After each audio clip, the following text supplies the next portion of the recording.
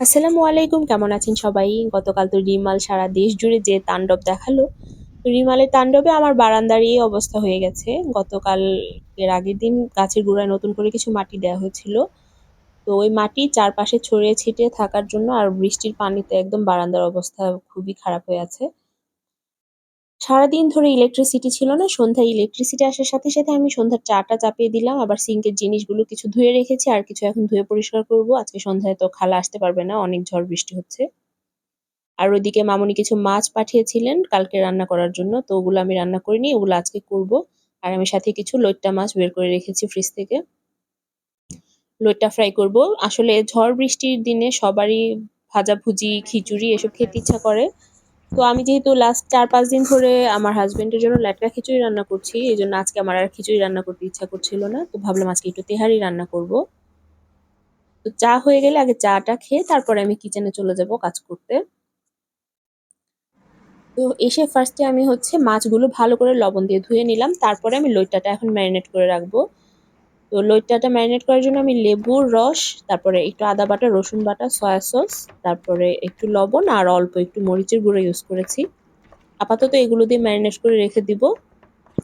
আর ওদিকে আমি তেলাপিয়া মাছগুলো হলুদ গুঁড়ো আর লবণ দিয়ে মেখে রেখেছি, একটু ভেজে তারপরে রান্না করব। আর এখানে আমি ফাইজানের জন্য ভাত চাপিয়ে দিয়েছি। তারপরে তেহারি রান্নার জন্য বিফ বের করে রেখেছি ফ্রিজ থেকে। এই ফাঁকে আমি মাছগুলো ভেজে নিই। এক চুলায় ফাইজানের ভাতটা হতে থাকুক, আর এক চুলায় আমি মাছের তরকারিটা করে ফেলি। তো মাছগুলো ভাজা হতে হতে ওদিকে আমি বিফটা প্রিপেয়ার করে নিব তেহারির জন্য। তো তেহারির জন্য বিফের যেরকম সাইজ লাগে ওরকম সাইজ করে আমি ছোট ছোট করে কেটে নিয়েছি। তো মাছ ভাজা হয়ে গেছে, আর আমি তেহারিতে দেওয়ার জন্য একটু আলু কেটে নিয়েছি। আমরা বাঙালি বিরিয়ানির সাথে খালি আলু খুঁজি, আলু ছাড়া আমাদের বিরিয়ানি জমে না। তো যাই হোক, প্রেসার কুকারে আমি এখানে পেঁয়াজ বেরেস্তা করতে দিয়ে দিয়েছি। আর আজকে আমি এই যে রাঁধুনির এই তেহারি রেডি মিক্স মশলাটা দিয়ে তেহারি করব। একটা সময় ছিল যখন মানুষ বিরিয়ানি টিরিয়ানি এসব ওকেশন ছাড়া রান্নাই করতো না, কারণ এত ঝামেলা ছিল মশলা রেডি করা। আর এখন সব রেডি মশলা পাওয়া যায়, তাই মানুষজন খুব সহজে করে ফেলতে পারে। তো ওইদিকে আমার মাছ রান্নার জন্য আলুটাও সেদ্ধ হয়ে গেছে, আর এদিকে বেগুনগুলো বের করে নিয়েছি। বেগুনগুলো মশলা মাখিয়ে রাখবো। মাছ রান্না হয়ে গেলে তারপরে আমি এই চুলায় বেগুনগুলো ফ্রাই করে নিব। আর ওই চুলাতে আমি তেহারির মাংসগুলো, তেহারির মশলা দিয়ে সাথে একটু আদা রসুন বাটা, লবণ পরিমাণ মতো দিয়ে কষিয়ে নিচ্ছি। একটু কষানো হয়ে গেলে আমি প্রেসারের ঢাকনাটা লাগিয়ে দিব। বেশি না, ৪-৫টা সিটি দিলেই এই ছোট ছোট মাংস তো সেদ্ধ হয়ে যাবে। তো আমি এখানে ৪টা থেকে ৫টা সিটি দিয়ে তারপরে চুলাটা বন্ধ করে রাখবো। আর এদিকে বেগুনগুলো মাখানো আছে।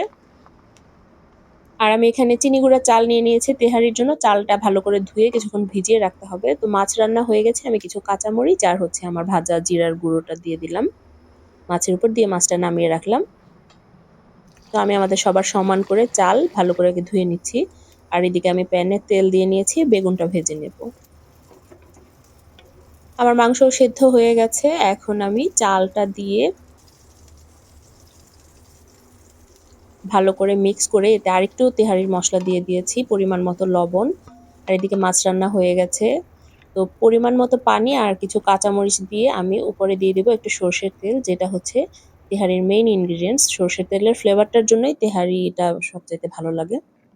তো ওটা দিয়ে আমি ঢাকনা দিয়ে দিলাম, আর আমি একটা ডিম ভেঙে আমার লইট্টাগুলোর সাথে মিক্স করে নিলাম। আর এখানে আমি কিছু কর্নফ্লেক্স নিয়ে ওগুলা একটু হাত দিয়ে ক্রাশ করে নিচ্ছি বাইরের কোটিং এর জন্য।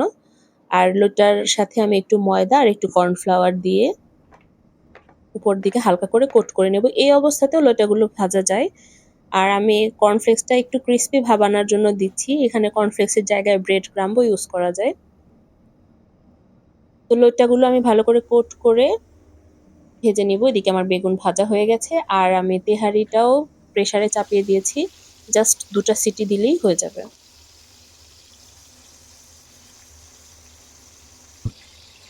তো আমার লইট্টাও ভাজা হয়ে গেছে, বেগুন ভাজাও হয়ে গেছে, মাছ রান্নাও হয়ে গেছে, আমার তেহারিও হয়ে গেছে। এই যে আমার তেহারি রেডি।